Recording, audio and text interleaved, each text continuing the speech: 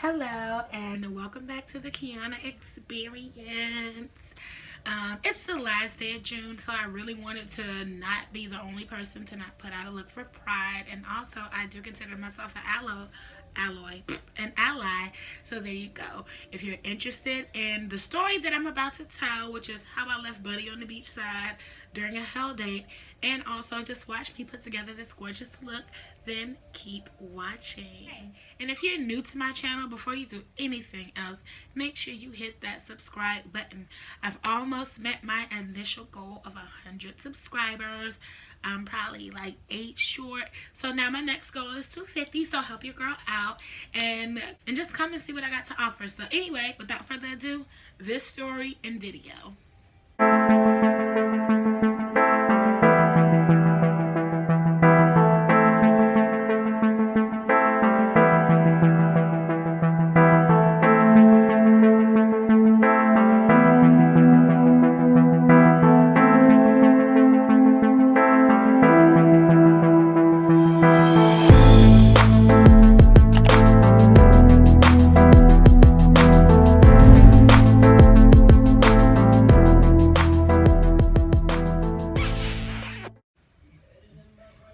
Hey y'all, it's been a while. I was on vacation and some other things, but I am back, and I am back with a story. So I decided today, when I'm doing my makeup, I'm gonna do a story time kind of thing, because I've not done that and I do have a few stories to tell. I don't know the girl's name. Her name is Bailey. I see her videos on Facebook all the time of her telling like horror stories and like murder and makeup mystery and something else like that. That ain't my jam. So I'm gonna tell you the story about this hell date that I went on and how I ended up having to leave the guy who I went on a date with on the beach side of Daytona. So if you are from Daytona, you know about the beach side. It's the other side of town where you have to cross the bridge to get to the water. Okay, so let's rewind.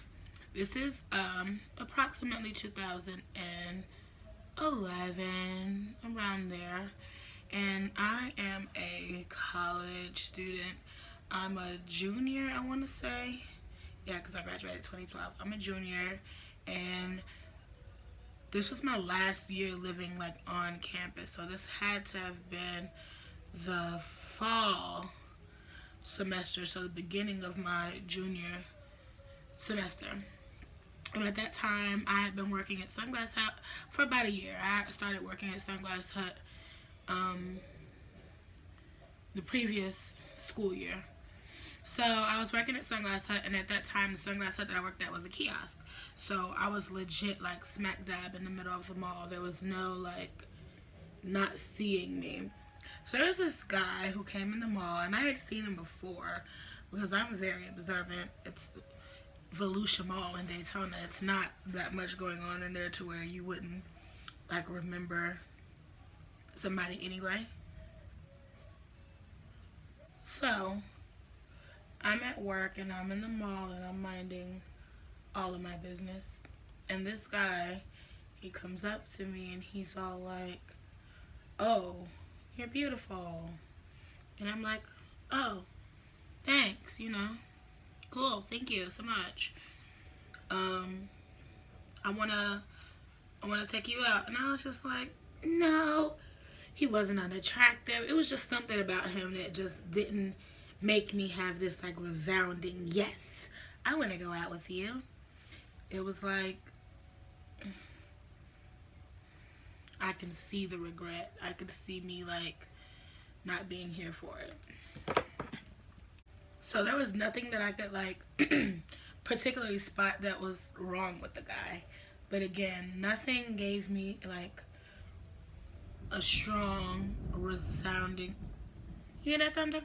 A strong like resounding yes. It was like, no thank you. So legit, the guy stood there about 30 minutes like trying to convince me that it would be a good idea for me to give him my number. And everything in me was just like, not sure that I trust what you're saying, dude. Not gonna lie, I'm not feeling this warm and fuzzy excitement to go to dinner. He's like, I'll take you wherever you want to go. Pick a restaurant, it's yours. I'm like, all right, fine. Like, girl, you was in college. You're too broke to be passing up a meal. Like, okay, fine, we can go. My shift ends at 9. I'll be home about 9:15. I'm ready to go about 9:45, 10 o'clock. So he's like, okay, cool. Yeah, that's perfect. I'll call you then. Okay, so I go home and I start getting ready for this date. I tell my roommate, at the time, my college roommate, her name is Kara. I tell Kara, like, girl, some guy from the mall, he saw me, he wants to take me on a date, woo woo. He's not that cute, but you know, screw it. I'm gonna go ahead and go anyway. I like this blend that's happening. I'm like, yeah, he's, you know, nothing to write home about, but you know what? I'm gonna go ahead and take the date, and I'm gonna go. So I get dressed, like I said, and it's about almost 10 o'clock, and then I call him. Of course, it's my assumption that you're doing all this begging to take me out, you know, that you'd be ready. So I called him and I was like, he's like, well, you know, I just need a moment to get ready. I'm like, well, that's fine. Just send me the address of where I need to go. I leave. I go to the address that I received. And as I'm traveling to this address, I'm like really confused because this very much looks like a resident, and I'm just like, why am I at a residential address instead of this restaurant or wherever I'm supposed to be going? So then I called him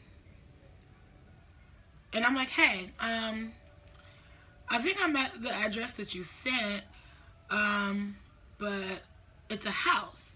And he's like, yeah, I'm going to be out in a second. Just pull next to the silver, no, platinum Mercedes. And I'm like, oh, okay. So, of course, my assumption is he wanted me to meet him at his house. And he'll be driving in his silver, no, platinum Mercedes.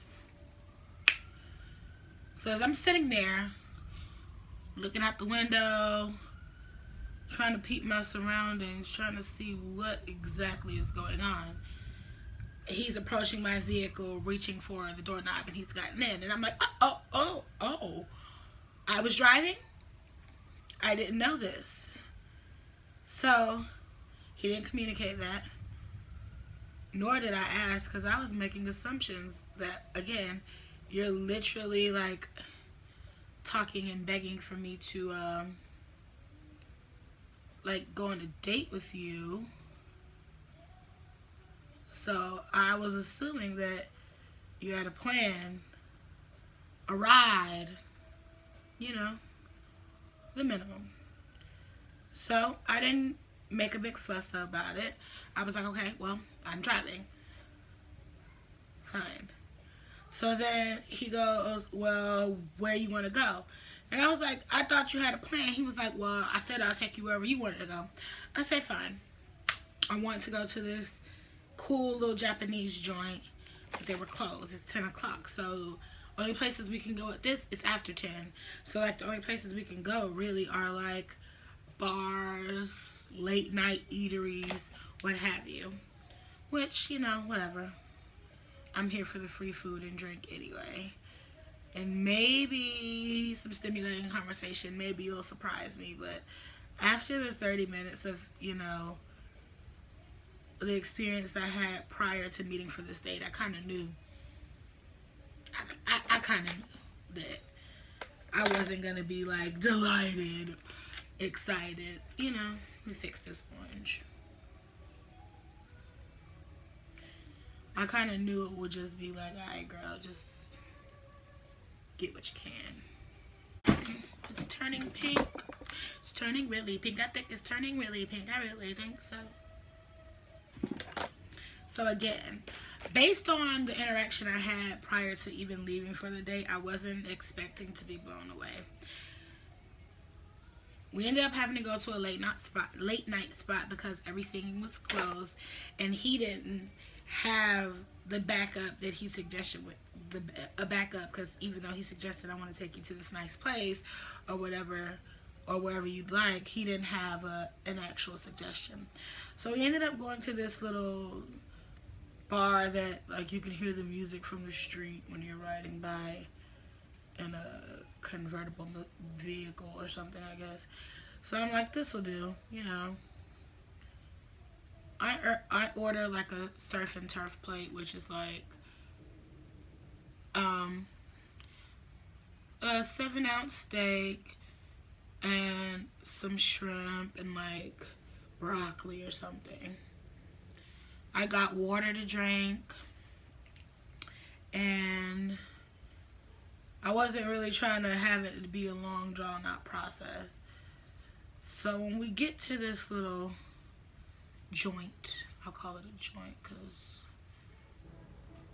I can't say for sure what it is. But when we get to the little joint or whatever, the servers, like, they're really nice, they're ready to help, and they're like, what, can I get you started with something to drink? I'm like, I want a water. He orders a beer. So while we're waiting for the actual food to come out, I suggest, well, how about we play a game of pool? We can talk and play pool and ask questions and whatever. And, you know, I'm not trying to be funny, but I was kind of watching him the whole time, just on, you know, some observation mode type vibe. You know, let me just see you, see how you move, see what you got going on. And I was just peeping, like, how he was, like, eating. And I was just like, that's not my favorite. But it wasn't, you know, I wasn't tripping too hard. It's like, whatever. Live your life, eat your food, do your thing. So, as we're talking and trying to play this game of pool, he crashes and spills a lot of beer on his shirt. And he decides that he wants to put in some wings as an appetizer. So while we're playing pool and trying to have a conversation, he's spilling the beer on the pool table. He's spilling the beer on his shirt. And then his wings come. Now listen, I'm not super prude. I'm not really hard to impress. I'm not so bougie that I want to eat my fried chicken with a knife and fork. Like, I'm gonna use my fingers. Unless, you know, the place and time calls for cutlery. But I'm not like hella bougie to the point where I'm like, nah, you know. So I was kind of letting him live his life. But I was also taking note that this is how he is choosing to conduct himself on the first date with someone who he essentially begged to go out with him. Please go out with me. I'll give you whatever you want. I'll make you feel good. I'll be a great date. You know. Again, I wasn't trying to be like super judgy. I was just peeping, you know, noting, duly noting, you know, what I was seeing, what I probably wasn't really liking, and still just, you know, letting everything unfold how it may. So, while he's doing this, eating, like I said, I'm just kind of peeping the scene, not tripping. This is like a big bar where you can hear the music, so if a good song comes on, instead of, you know, focusing too hard on him, I'll sing, dance, you know, I'm trying to keep it as light as possible. So, as the time and the day is going, the time and the date is going on, I'm just getting less and less enthused about being there, because even though I said I'm not gonna judge too hard, it's still unfolding right in front of my eyes. Like, I can still see you. Like, I'm trying not to judge, but I could see clearly what's going on here. So I'm sitting there and I'm just like, oof. He's eating these chickens, y'all, with all 5 fingers. Like, if this is the wing, like, he not doing like, okay, these just wings, let me get these 3 fingers. He's eating everything with 5 fingers, like, chicken, like, and I was just like, So then the food comes, and it's time to, like, sit down and eat and try to have a more intimate conversation and a more intimate flow of events. So as we're sitting down, I'm getting more and more, like, kind of turned off. I'm trying to keep it cute. I'm trying to be open-minded and nice or whatever, you know, they tell us to be, but I was not feeling it. Like, I could not wait to be done so I can go, but I was still being kind, you know, being nice, trying not to let my face tell too much, because I'm pretty sure now that I'm so much more self-aware that I was over there at that dinner, like, you know, trying to not be so mean about it. Anyway, so he says, well, yeah, I'm going to be moving to Fort Lauderdale soon, and, you know, I probably won't be seeing much of you, but I really just wanted to check you out. And I was like, well, you know, that's fine. I'm glad I was able to, you know, see you off, kind of thing. So, yeah, he tells me that he's moving, so I big him up. Well, yeah, that's great. That's great. You're being courageous. Getting out of your comfort zone. If living in the city, you know, isn't being really beneficial for you, it's good that you're taking a risk. You know, blah, blah, blah. And, still, not particularly enjoying this date, but I feel as though I'm still being really good company, at least with how everything is unfolded so far. Like, I feel like I'm still being pretty kind. I feel like I'm still being pretty understanding. Go with the flow, if you will. So, as we're having this conversation, the server's like, well, do you want anything else? Can I get you something else to eat, drink, or would you like to check? Again, I'm ready for, you know, this show to get on the road. So I'm like, oh, I'm fine. I don't need anything. The check would be great. This is where things get a little funny. I'm gonna use that word. Things get a little funny here. Now, I'm all the way grown now. This story is 8 years ago. So I'm 8 years more grown today than I was then. And I was even able to just peep, you know, what was going on in front of me. So this man gets the receipt and he is studying. I mean, he goes outside while he's studying this receipt so he can have a cigarette, which then I was just like, ugh. And you smoke cigarettes? Like, you really just, you know, not a thing that I like. People have their thing. That ain't my thing. Don't want that. Do your thing, no, baby. Do your thing if that's what you want to do. But I'm just like, I'm not a fan of the cigarettes. But I'm watching him out here smoke this cigarette, and he looks mighty stressed. Smoking this cigarette and studying this receipt. So I was like, oh my God. Right then, the thought popped into my head, what if he doesn't have enough money to cover the bill? Now, I'm a college student, working at the Sunglass Hut, trying to get a meal. It wasn't payday, nor was going to anywhere getting surf and turf in my budget.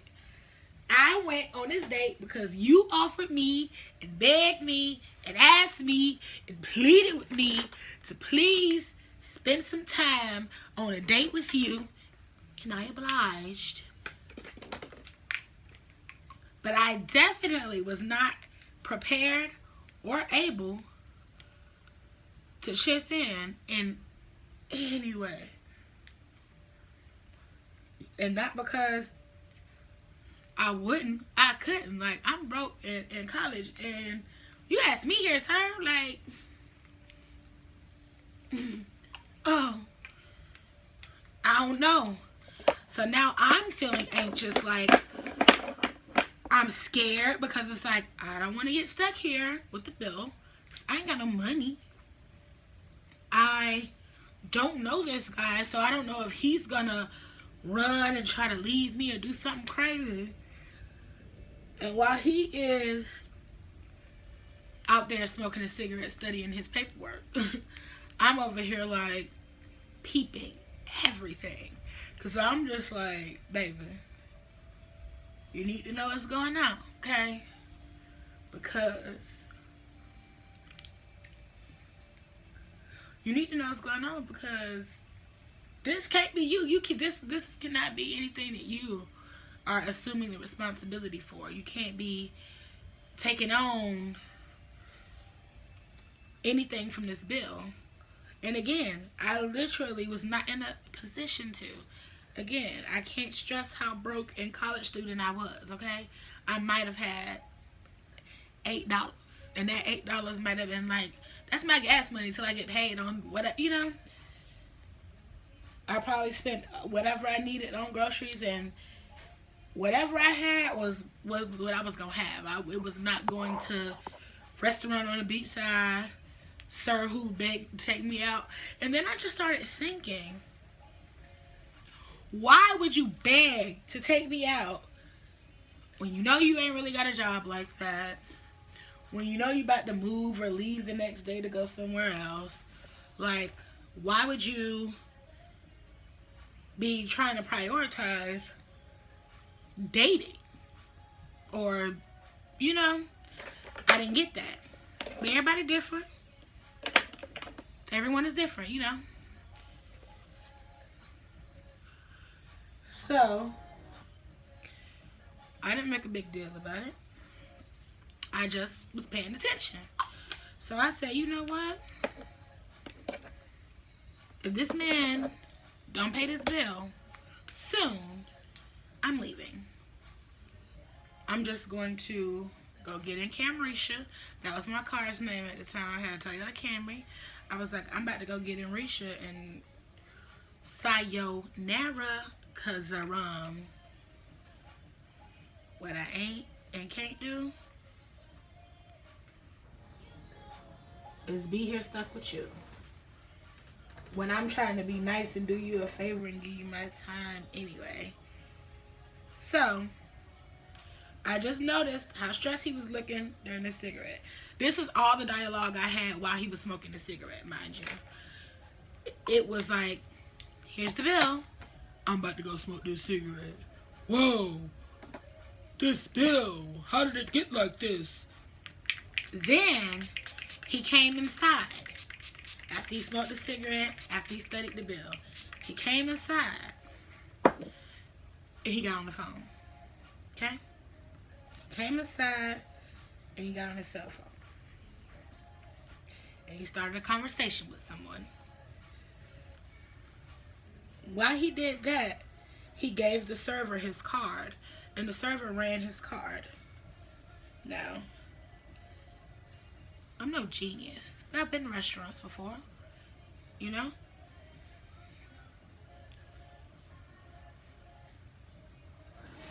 I'm no genius, but I've been to restaurants before. When you cash out at the restaurant, some things are going to happen. You're going to get 2, sometimes 3 receipts the minute you cash out. One being an itemized receipt, one being the merchant copy, and one being the customer copy. Maybe just 2, if not 3, merchant and customer copy, right? My friend got a receipt about this short, and it was only 1 slip. So we know what time it was, right? Baby, that card you gave out, it was declined. I peeped that. I didn't say nothing. I was just standing there at the table, sipping my water slow. Can I get a box? You know, just like, okay. He asked the lady to run it a couple of times. Can you try it again? Can you try it again? Now, he's not doing this next to me. He's doing this within earshot. He's about 10 feet, 12 feet max, you know, maybe 15 feet max away from me. But because I'm peeping the scene, I don't care if he was in the restaurant next door. I was going to hear and see all of this conversation. So, while he's going through these motions, I'm still peeping the scene, but minding my business. And I'm just like, yeah, he got no money. He should not have asked me on this date because he can't pay for it. And I was freaking out, scared that I was going to get left with this bill. I was going to be the one held responsible for covering this date. And I just couldn't. I'm not in a position to do these things. So, as this is going on, he decides, well, I'm going to go to the ATM. Now again, I don't know how much I can stress how broke of a college student I was. I've had to take money out of the ATM that I did not have. Like, I got $37 in my account, but I would draw $150 just so I can make it this week. And I'd be like, I'm just going to have to eat this overdraft charge because otherwise I ain't going to eat this week, you know? So, I literally could not help this man. Like, I just wanted to stress to the level of how much I couldn't do shit. I couldn't do nothing. So, I'm just sitting here watching this all unfold, trying not to stress myself out at this point because I know that I can't really help you. And I didn't want to come with you anyway. And you begged me for this date. So all this is still going on in my head. Like, why is this even a concern right now? Child. So,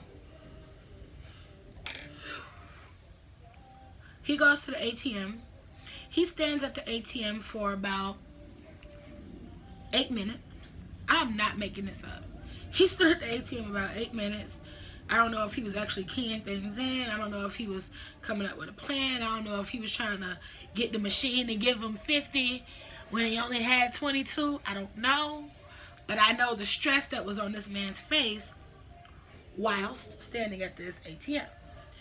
So I'm steady to just peeping. So as the card gets declined, the server, the person who's taking the card, suggests, well, how about you give your bank a call? Maybe they're blocking the transaction. So in my head, I'm like, yeah, that's a great idea. Call your bank. Call your mama. Call somebody. Because at this point, it's probably about 20 minutes past since we've gotten a check. So my anxiety has had a lot of time to build up. And I'm over here like, Lord, how am I make it out? How am I going to make it out? So, he goes inside of the men's room so he can call the bank. And I decided right there, that was my chance to escape.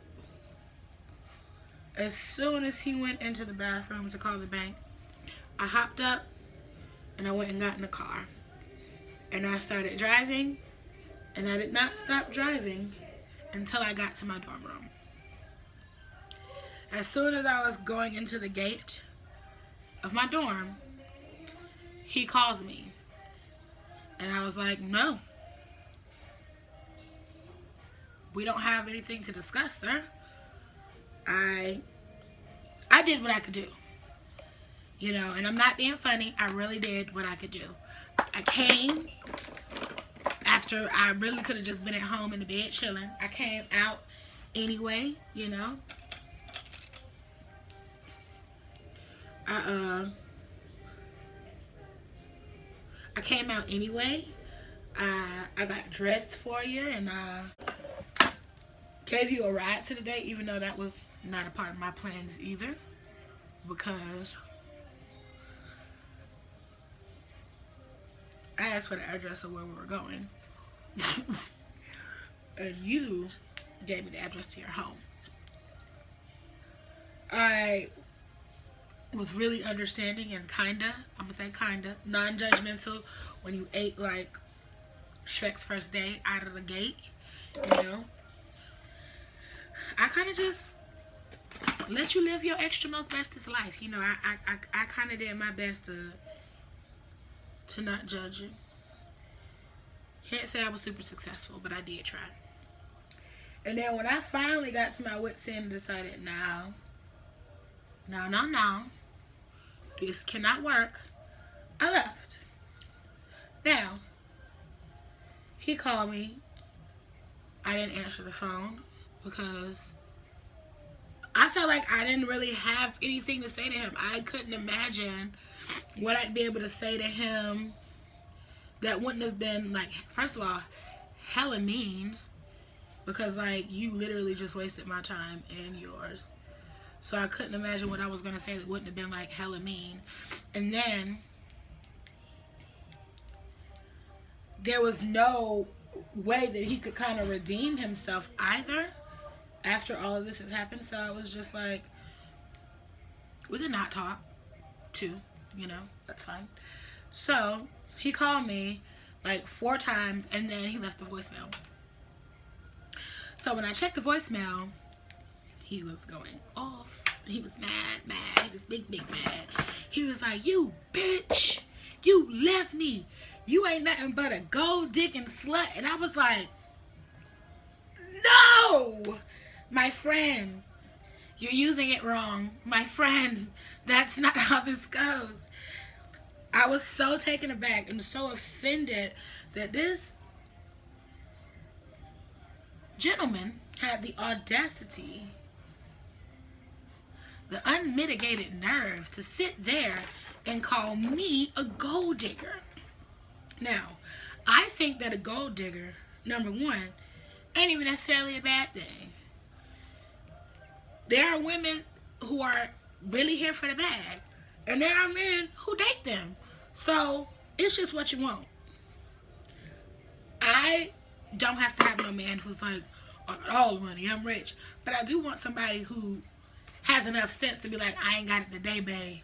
Like, I need somebody who's smart enough to not be trying to shoot their shot, beg for a date when they broke.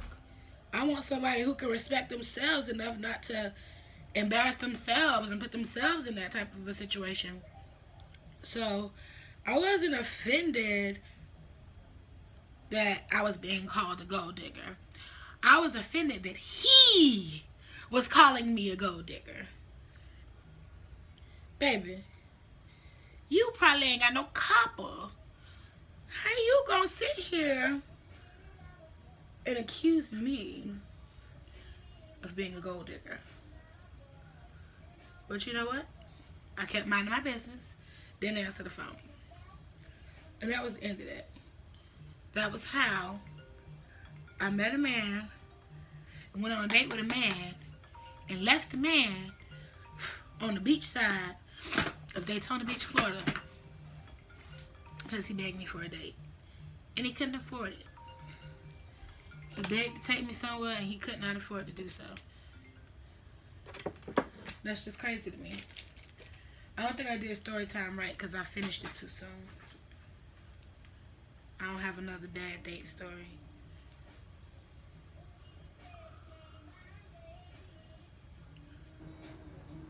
But y'all tell me what y'all think. Like, the comments are open for this one. Was I wrong? Should I have left earlier? Should I not have left? Like, obviously the situation is done. The story's over. And baby, I already came, saw, and conquered. Well, he didn't conquer. He failed, in my opinion.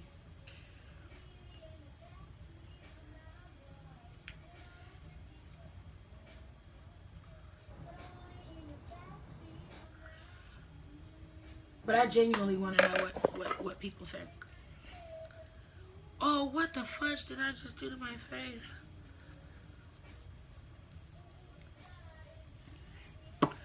need to know what y'all think though. Like, was I like wrong? Should I have been a little more gracious towards him and his, I don't know, poor planning? Or, you know, maybe it was an accident, maybe something hit his account that he forgot about or something. I don't know. Excuse me. But I don't feel personally like I did like him dirty. I just feel like I withstood and held out for as long as I could for this date. And he was not able to, I don't know, be a good suitor, I guess. I don't know. Courtier or whatever they want to call it. Like, I really felt like, bruh, why you ask me out? Maybe he thought I wasn't going to say yes. Maybe he thought like, I'm going to beg all year and it'll be a no, so it's fine. And when I said yes, he was like, oh yeah, I got to make this happen. He should have called somebody. He should have been like, hey bro, let me borrow $100 till I move to Fort Lauderdale and start making money again or something. I really don't know. But I really felt like, bro, what you doing, baby? What is you doing?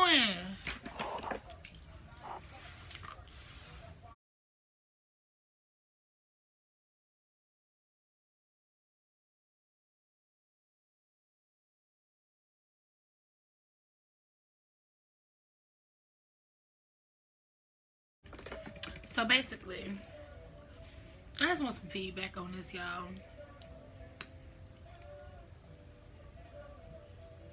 This was, in my opinion, a hell day because aside from the bad manners, aside from like sneak attacking me to come pick you up, like finessing that whole situation, aside from kind of being a slob and a little bit of a weirdo, you invited me out and you couldn't cover the bill. I need to ask Steve about this. What kind of lip should I do for this very proud look? Maybe red, because I don't have red in the eyeshadow.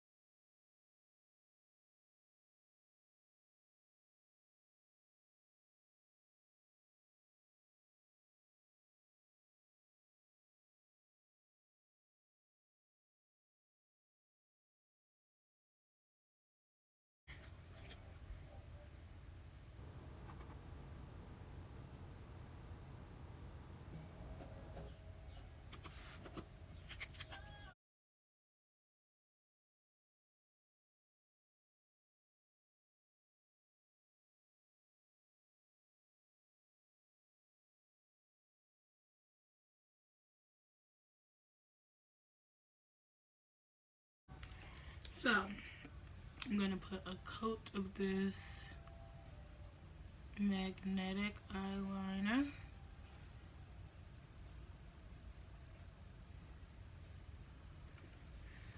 And you have to let it dry.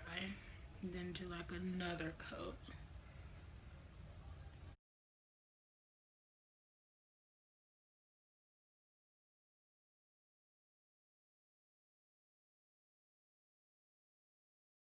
I don't know what I did with the box to it, but basically this particular kit, oh, is this it? Was from this brand, Kiss Ienvy, but this isn't the lash. But anyway, it comes with its own magnetic liner and the lashes. I put on the 2 coats of the, what you call it, and I'm just trying to see which angle can I get this to show up.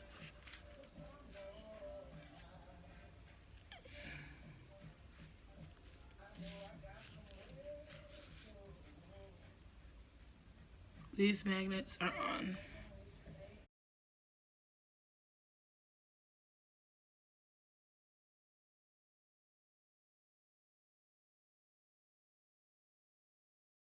Yeah, this is it.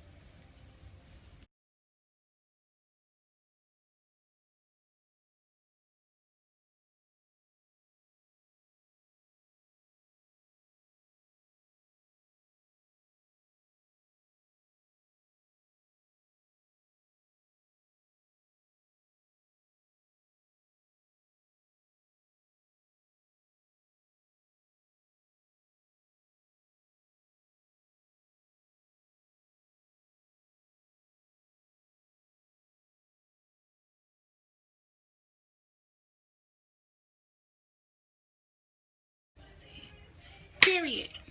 Period.